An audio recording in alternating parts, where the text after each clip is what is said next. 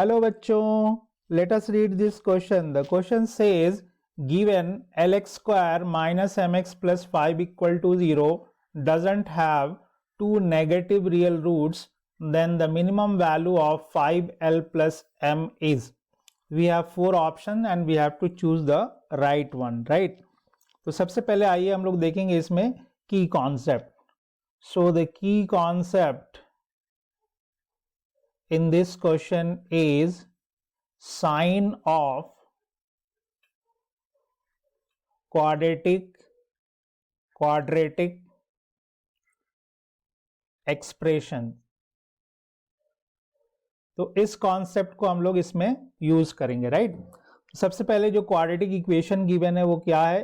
L x square minus M x plus 5 equal to 0.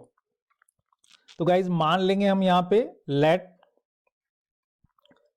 F x is equal to L x square minus M x plus 5. अब question में देखिए क्या कह रहा है, do not have two real roots. F x is equal to 0 doesn't have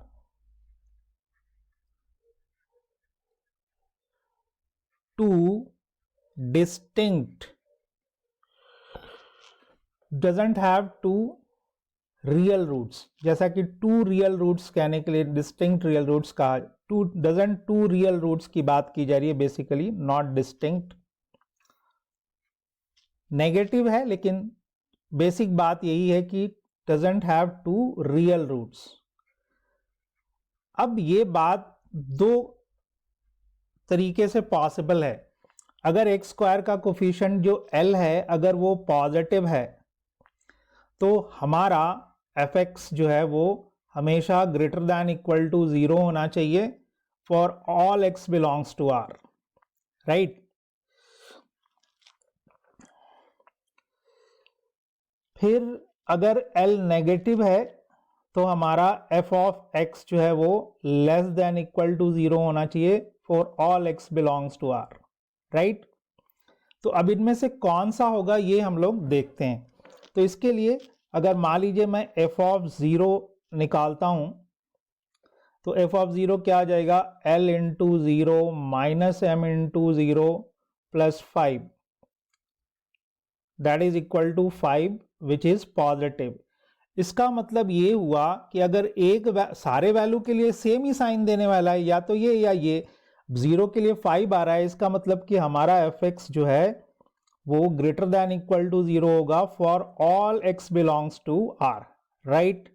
इसका मतलब ये भी हो गया कि एल पॉजिटिव होगा.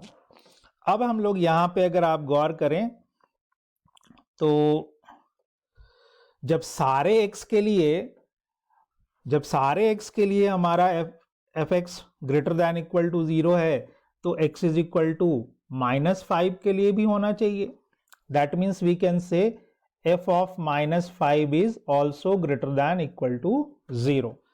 अब एफ एक्स में इसको रख दिया जाए तो एल इंटू -5 का square minus M into -5 plus 5 that should be greater than equal to 0.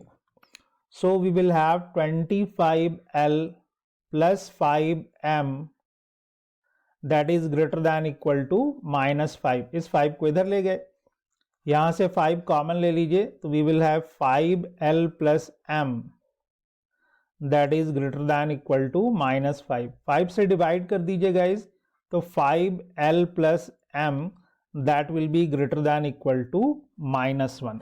अब हमसे क्या पूछा गया? Minimum value. तो अगर इसकी value greater than equal to -1 है, इसका मतलब क्या हुआ कि 5L प्लस M की जो मिनिमम वैल्यू है that should be equal to -1. तो इसकी मिनिमम वैल्यू आ गई गाइज -1. अब ऑप्शन में देखें तो हमारा डी ऑप्शन करेक्ट है.